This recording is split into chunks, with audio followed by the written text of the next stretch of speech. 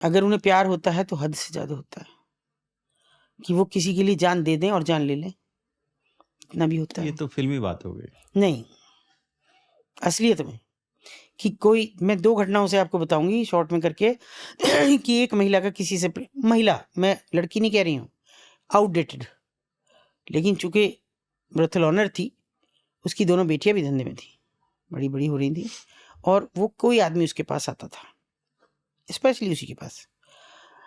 एक दिन फ़ोन आता है किसी नर्सिंग होम से उसके पास कि यहाँ आ जाओ बहुत जल्दी, कोई किसी का एक्सीडेंट हुआ, वो तुम्हें बुला रहा है। वो घबरा गई, उसने मुझे फ़ोन किया कि दीदी किसी का फ़ोन आया है और मेरा तो कोई नहीं जिसका एक्सीडेंट हुआ हो। मैंने कहा अच्छा चल, मैं, मुझे डर लग रहा है कोई फँसा रहा है क्या? मैंने कहा चल मैं आ रही हूँ वहाँ, तू भी आ जा, मैं भी आ रही हूँ। वो आ गई, मैं पहले पहुँच गई तो मैंने देखा, मैं तो जानती नहीं ये कौन लोग हैं। वो जो महिला थी वो तो मर चुकी थी, जो एक्सीडेंट हुआ, और वो जेंट्स था केवल, उसमें साँसें थीं अभी, इतने में वो भी पहुँच गई। वो उसे देख के घबराई कि ये तो वो है। तो उसने उसे देख के कहा कि हाँ मेरे पास, और नर्स को कुछ इशारा किया। वो नर्स आई तो एक बच्चा था 2.5 महीने का, वो उसकी गोद में दिलवा दिया, उसने दे दिया। और नर्स बोली कि ये कह रहे हैं कि केवल वो मेरा बच्चा पालेगी और कोई नहीं। और तो उसने ऐसे हाथ जोड़ लिए इसकी तरफ, उस महिला की तरफ। उस ब्रोथल की लड़की को अपना बच्चा दे दिया। हाँ, महिला थी वो, महिला को अपना बच्चा दे दिया और ऐसे हाथ जोड़ लिए उसे, और 1 सेकंड में वो मर गया, वो भी। दोनों मर गए, पति-पत्नी, 2.5 महीने का बच्चा उसकी गोद में। कम्युनिटी अलग, लेना-देना नहीं, कोई उम्र नहीं थी उसमें, लगभग 45 साल की उस समय होगी वो। उस बच्चे को जी करके उसने पाला। जहाँ मैं कहती रही वहाँ-वहाँ उसका एडमिशन कराती रही।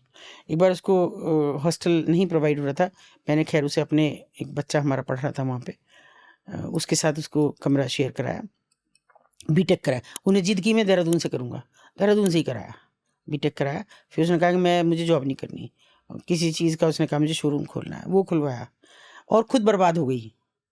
अब उसके पास कुछ नहीं रहा था, क्योंकि उसकी पढ़ाई, उसका शोरूम खुलवाने, उसकी शादी करने में, उसके परिवार तक की शादी करने में, उसके जो भाई-बहन और उससे बड़े-बड़े थे, उन सब की शादियाँ की, उनके अगर मुकदमे थे वो निपटवाए, और खुद आज बहुत बदहाली में है, बहुत बुरे हाल में है।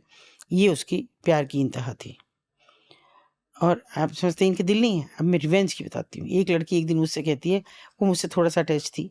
उन्होंने कहा कि मुझे बात करनी है आपसे। मैंने कहा बता? बोली ना, ना यहाँ आ जाओ। मैं चली गई, बोली नीचे ही मिलूँगी मैं, आप आना मत ऊपर। मैं नहीं आई, वो आ गई, उसको आना-जाना था क्योंकि बेटा उनके ही कब्ज़े में था। उसने कहा मैं किसी से प्यार करती हूँ और वो मुझसे शादी करेगा। कौन है?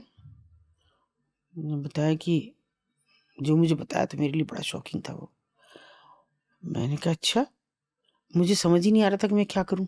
कोई जानने वाला था? हाँ, मैंने उसका हाथ पकड़ा और मैं उसे आगे ले, कहाँ ले जा रही हो? मैंने कहा आ तो, और मेरी बहुत बड़ी भूल है वो। मैं कभी ज़िंदगी में उससे, मतलब मुझे बहुत गिल्ट है उस बात के लिए।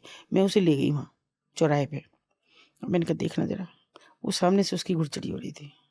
जिससे वो प्यार करती थी, हुँ, उसकी शादी हो रही थी। शादी हो रही थी, और उसने यूँ देखा, बस उसे मेरी तरफ नहीं देखा उसने।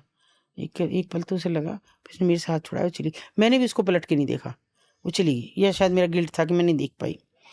मुझे जाना चाहिए था उसके पीछे, समझाना चाहिए था, पर मैं नहीं गई। फिर महीनों बीत गए, मैं भी नहीं गई, उसका भी कोई फ़ोन नहीं आया। अब जबकि अक्सर आता था, मैं ना आऊँ तो कहती थी माँ आई नहीं तुम। आपको माँ बुलाती? हाँ, मैं नहीं गई।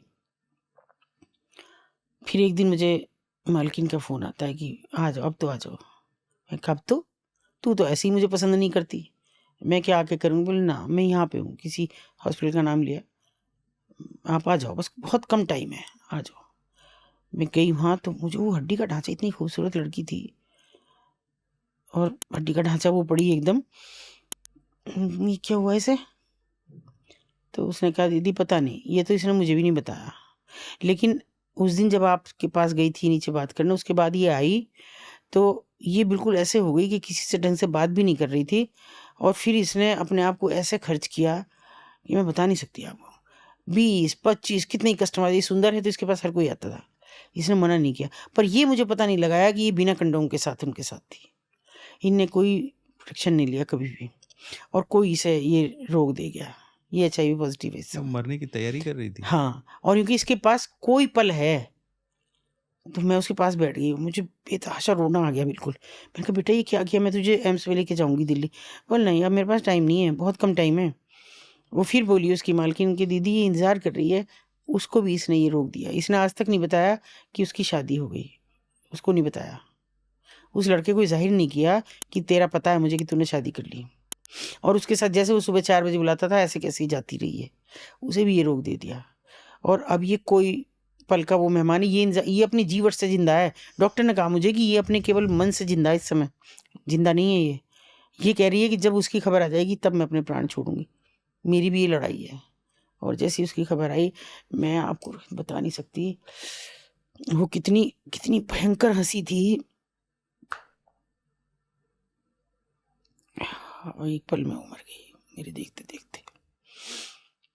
तो ऐसा नहीं है कि वो इमोशंस नहीं है उनमें, या क्या कहूँ मैं, सब कुछ है उनमें। वो दबा के तो रखती हैं क्योंकि हमने छीन लिया उनका सब, उनमें सब कुछ है।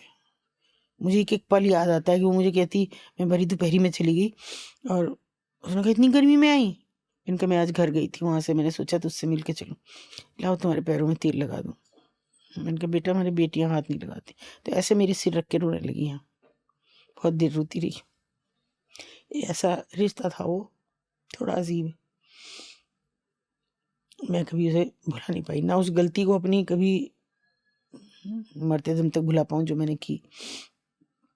मैं उसे बचा सकती थी अगर मैं ना बताती उस दिन, तो शायद वो ये सब ना करती, या फिर उसके जरिए खुलता कि भाई वो मना करता रहता कि मैं शादी नहीं करूँगा, वो सब्र कर लेती, समझा देती मैं, पर मैं नहीं समझा पाई। तो ऐसे नहीं है कि उनमें इमोशंस नहीं है, पर वो एक्सट्रीम इमोशंस। एक्सट्रीम है। क्योंकि जो छूट गया उनसे अगर मिलता है तो वो हद दर्जे उसे पाने की कोशिश करती हैं, बस।